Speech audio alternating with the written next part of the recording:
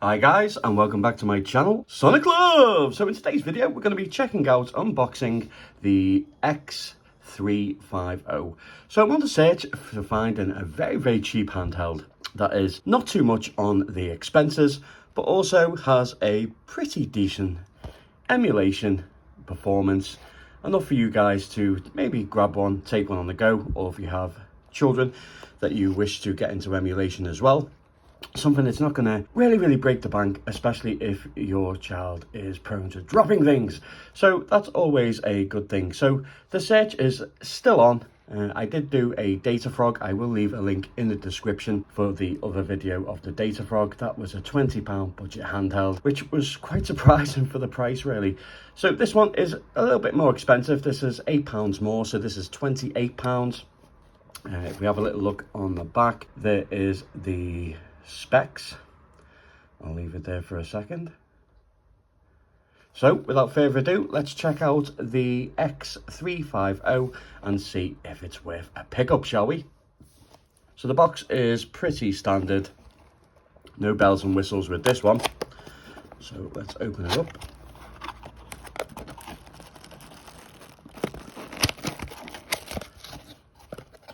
It comes in 3 different colours: yellow, grey and a blue colour.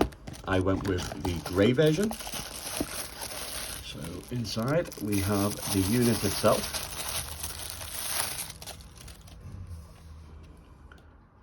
So it's not OCA laminated. As you can see, there is a gap that goes around the screen, which is a separation from the screen and the plastic protector that is on the top. We have a D-pad. It does feel actually okay, but it does feel a little stiff. But we'll test it out and see how good it is. But yeah, it doesn't seem too bad. Unfortunately, I can see straight away that we have some slider action going on. Not really a big fan of sliders, but they feel actually okay. They don't feel too bad. Not too sure why you'll need a second one with the systems that it states that it can play. So it looks like we have a start and select button. Have a clicky sound to it. A, B, X, Y. The buttons don't feel too bad actually. Quite responsive. Springy, sit quite well. The overall design isn't too bad for a $30 handheld, or just under, should I say. We have on and off switch. We have shoulder buttons. Very clicky, very noisy, so not something that you'll be able to play in bed, unfortunately, unless you live alone. We have a volume, also incredibly clicky. We have a TF card slot. Let's see what the SD card is, in fact. Ooh, it's a nasty one, and I think it is 8 gig, so not very big whatsoever. But we'll check it out when we turn the system on. See if we can get it back in. Problem with this is finding out which way it actually goes in. There we go. So we have a 3.5mm headphone jack, on and off switch. We also have probably a LED light indicator to see whether it's on. We do have a USB out. I do think that maybe that is for charging. I don't think this has any TV capability. It has a mono speaker. The plastic itself feels incredibly smooth. It's a smudge magnet, but I wouldn't say it's a fingerprint magnet. As you can see, the oils of my fingers are showing on it already. But the build quality, the design's nice, but the build quality, you can feel that it is incredibly cheap. It does feel cheap. Does it have a protector on? I think it does. Let's get that off straight away. Okay, and let's turn on the unit and see what happens.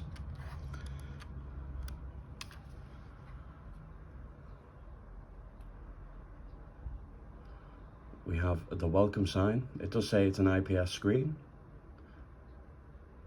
There does seem to be an indication of power with a little light. The viewing angles are not great. I can tell you that straight away. washes out very, very quickly. Up and down is not too bad at all, actually, so that's pretty good. But I suppose if you're looking at it directly, it's not too bad actually. So it does have the usual standard beepiness as you scroll through the options. So let's go into options. Actually, let's go into settings. Yeah, a pretty standard generic interface. Power saving, language, advanced, display will be brightness probably. Let's turn it down 1. Backlight after 1 minute, so let's up that to 5 minutes. Let's go to advance. Information. Keytone, we're going to turn that off because that's annoying. Format card. Set username. Reset default settings. So not much in the way of settings. So we do have an option here to do pictures, music, videos, go into the folders themselves, probably be able to add your own ROMs. And here we have the most important, which is game. So does this, I don't know if you can see that, but I took the screen protector off, but does it look like it actually has 2? Or is that just, I'm gonna break it now, I think. Maybe that's, no, I think there is maybe 2. Yeah, there is 2 on there. Well, that's a first. Not 1, but 2 screen protectors. Okay, so let's go into game. As you can see on the left, we have Super Famicom, Mega Drive, NES, MAME, Game Boy Advance, and Game Boy Color. Do we have any more systems? I may do another video if you want to see it, guys, and I'll just test maybe PC Engine. PS1, I doubt it'll be able to play Master System, Game Gear, and stuff like that, just to see if you're able to play any other systems. But as you can see, we have a list on the right-hand side of the games themselves. So let's kick things off simple. Let's start with some Game Boy. In fact, there's no Game Boy on there, so let's try some Game Boy Color. I think it may be a mix of Game Boy and Game Boy Color. The screen itself, when you're looking at it direct, isn't that bad, in all honesty. And I think for a £28 handheld, it's actually not that bad. It does feel cheap. It's incredibly light. It feels like it'll float away out of my hands. But let's check out some performance, shall we?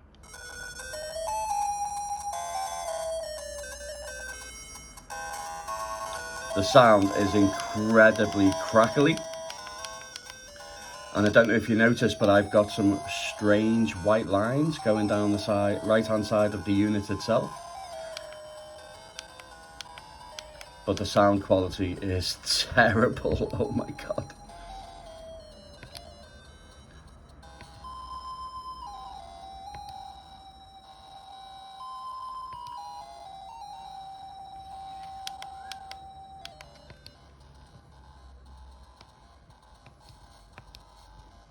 Okay, Game Boy Color, yeah, emulation doesn't seem to be too bad.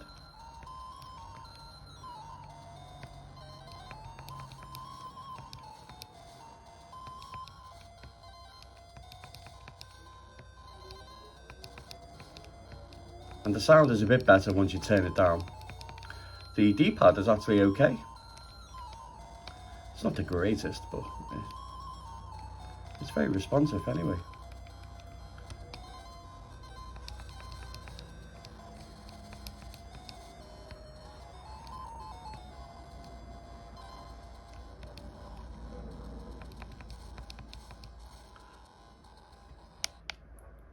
So we've got, that is the start button, so it just pauses it. Select doesn't seem to do anything, but if you press both together, it does give you the options. And we do have save game, so we can save game, load game, settings. Let's see what we can adjust. Sound output, just on and off. Keyboard mapping, screen size. So we've got full screen, scale, and original scale. Let's go with original scale and see what that does. No, that just backed out of it. Okay, we'll test that in another game, but let's just check out one more. Just to see, that might have been a fluke. There does seem to be quite a lot of ROMs on there.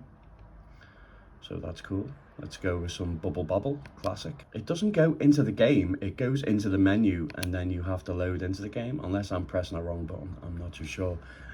But a bit disappointed that these lines are there.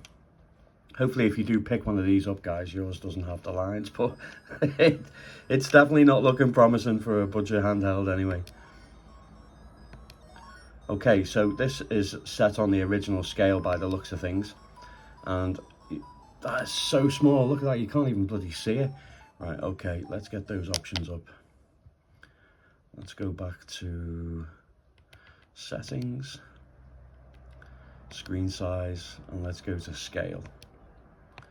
And let's go to return to game. There we go. Okay, so that's not too bad. So this is the original scale, or the actual scale properly, not original because it was so small.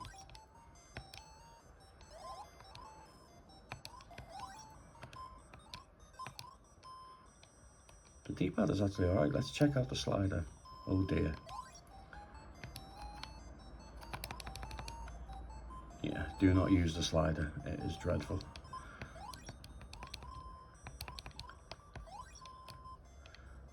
Let's turn the sound up and see what it's like on this bit. It's not bad on Bubble Bobble actually.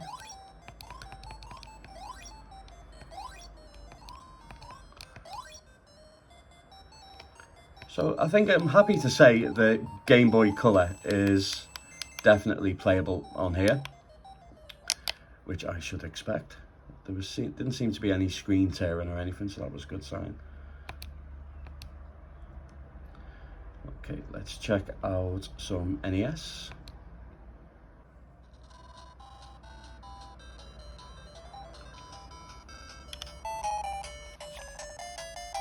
Yeah, it's not going to win any awards for the sound, guys. There does seem to be a little bit of stuttering and crackling going on there.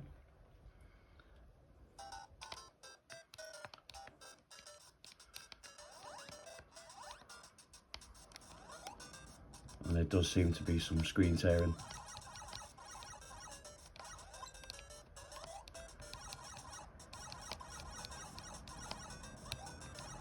Not looking good for anything higher than this, really, is it? Game Boy Advance, I think, is going to struggle.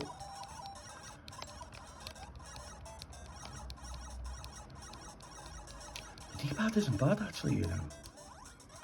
And the buttons feel nice and responsive, so that's a good thing.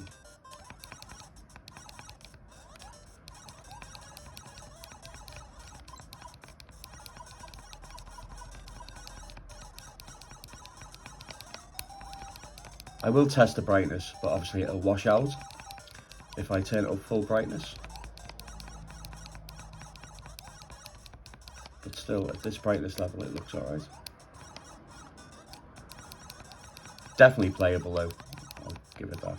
Okay, let's move it up a notch, get to the good stuff. Let's go with some Mega Drive.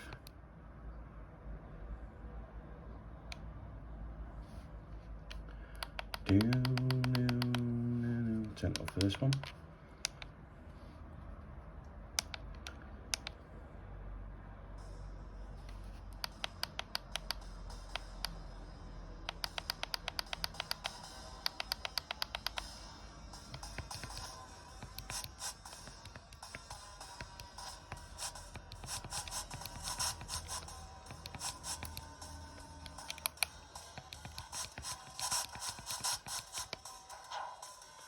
Sound seems okay.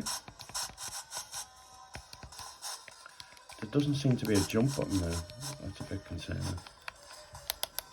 Oh, bloody mapped it to the top trigger. There is some screen tearing.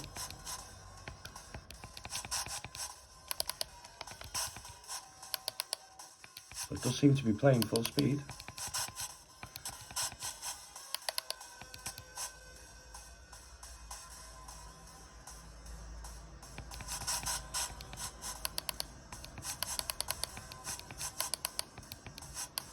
So annoying.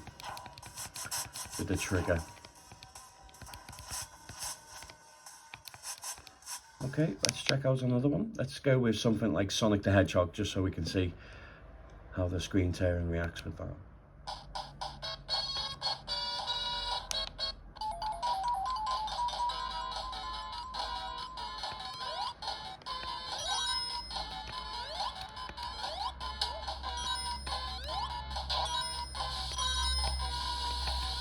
Again, we got some audio issues,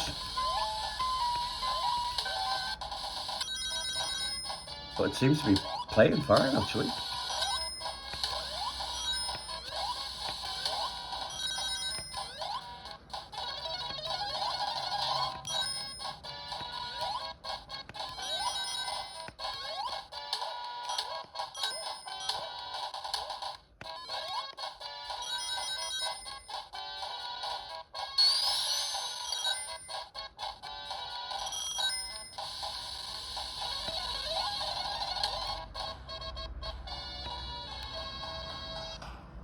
Let me just move in closer just so you can see it. The screen itself is actually not bad, even though it washes out, but if it's directly on, then as you can see, the colours are very vibrant.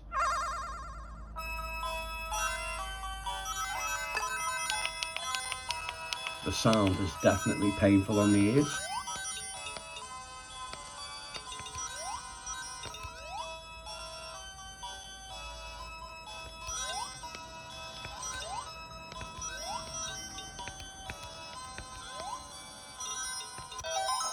But again, definitely playable. So yeah, I'd say Mega Drive is definitely also playable. Let's step it up a notch. Let's try out some arcade games.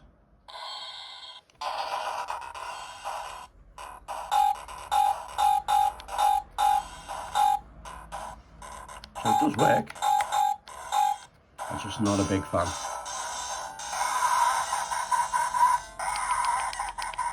The sound is tinny as hell.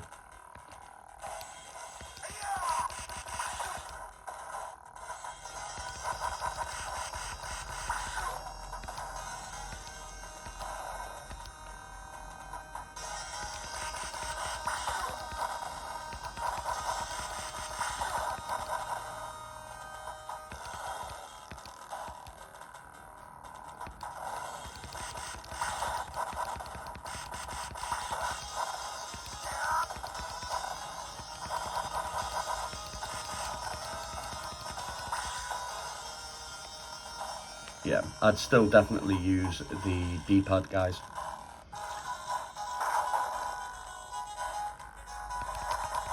A lot more responsive. Let's go with a fighting game so we can test out the D-pad. Yeah, the sound is definitely the worst part about this handheld. It's not the best at all.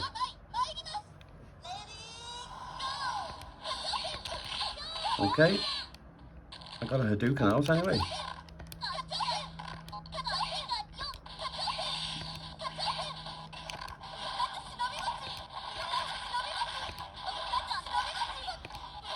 Well, I haven't missed one yet. That's pretty cool.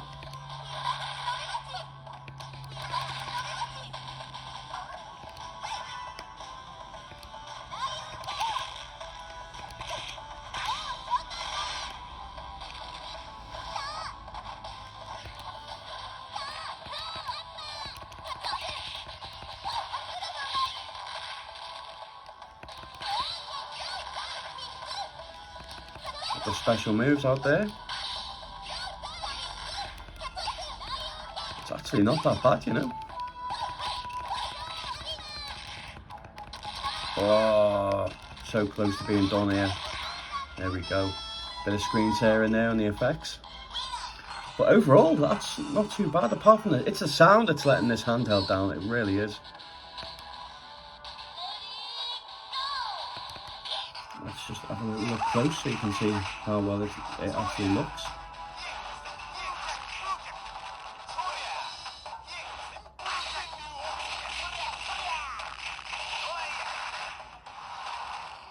That's it, that's not bad actually. Okay, let's step it up a notch. Let's test out the systems we know it's just going to fall flat on its face, which is going to be Game Boy Advance and also Super Famicom. Let's check out some Game Boy Advance first.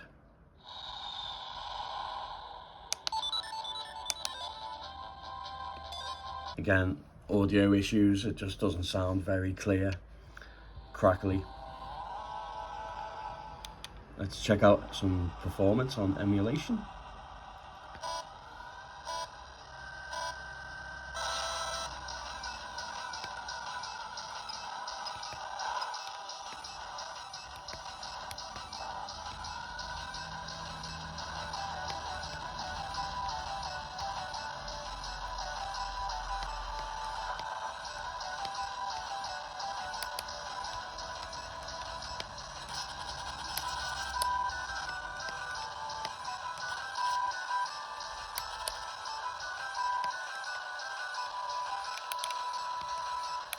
Not too sure the shoulder buttons are mapped to have the extra tilt,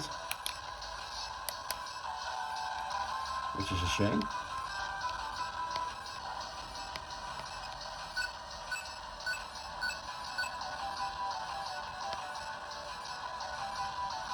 Is it playable? Yes. Is it enjoyable? Oh, that's not too bad. The controls are a bit dodgy because obviously you've got no tilts. I don't know if any of the other buttons will do it. Let's try with the slider.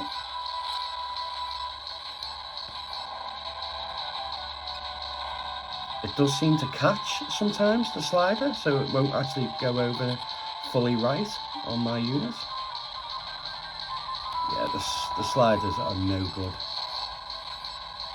They work, but they're just not enjoyable. The D-pad is where it's at. Okay, let's check out another game.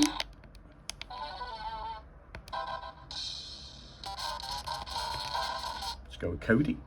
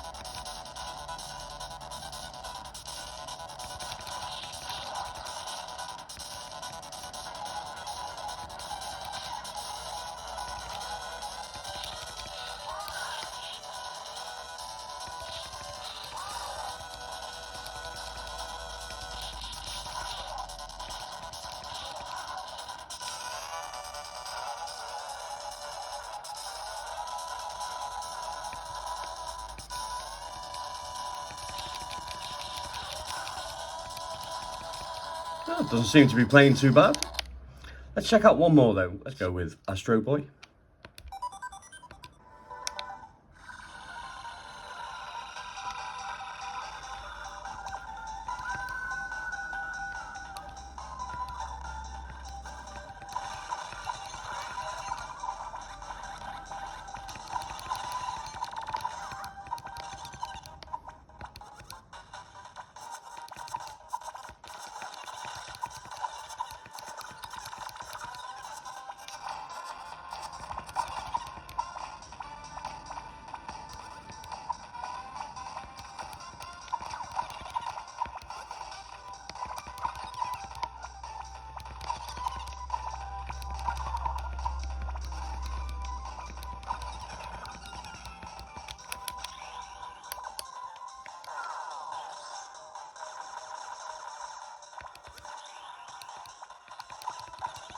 Actually, it's running okay, and it's playing alright as well.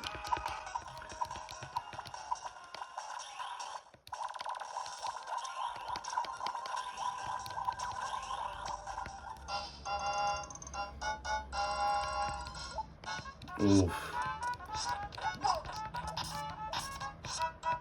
We've definitely got a bit of screen tearing going on there, guys. Still playable, and it does seem to feel like it's playing at full speed. still responsive.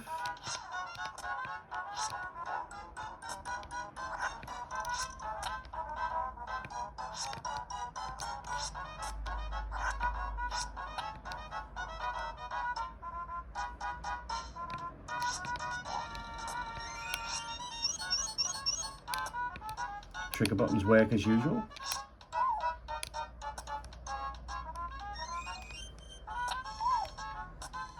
You can see where the screen tearing is kicking in there.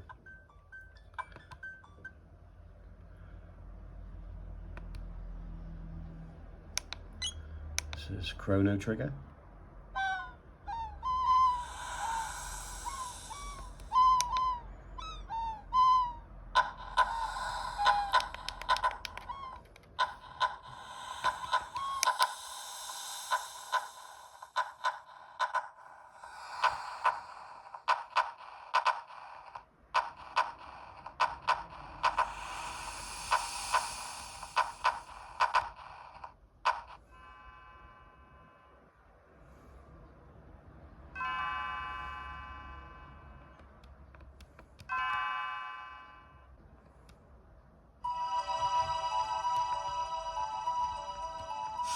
And obviously it's in Japanese.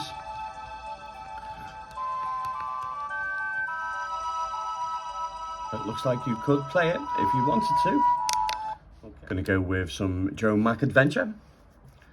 There doesn't seem to be any Super FX chip games on here, guys, so if you want me to do a video showcasing them running, I may have to add them on the SD card and do another video.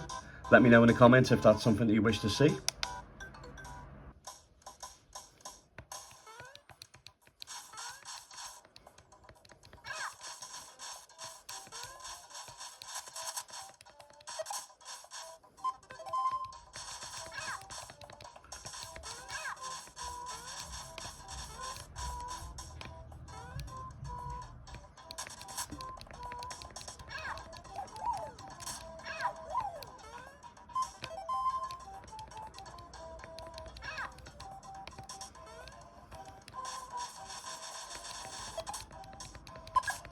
Yeah, it's definitely not running at full speed.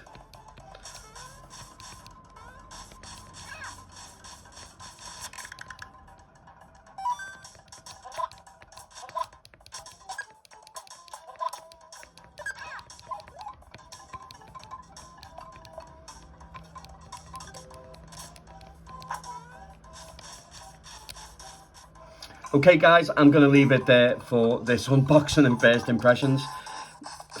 What do I think? Well, firstly, it come defective. As you can see, there is these white lines on the side, which is not really good.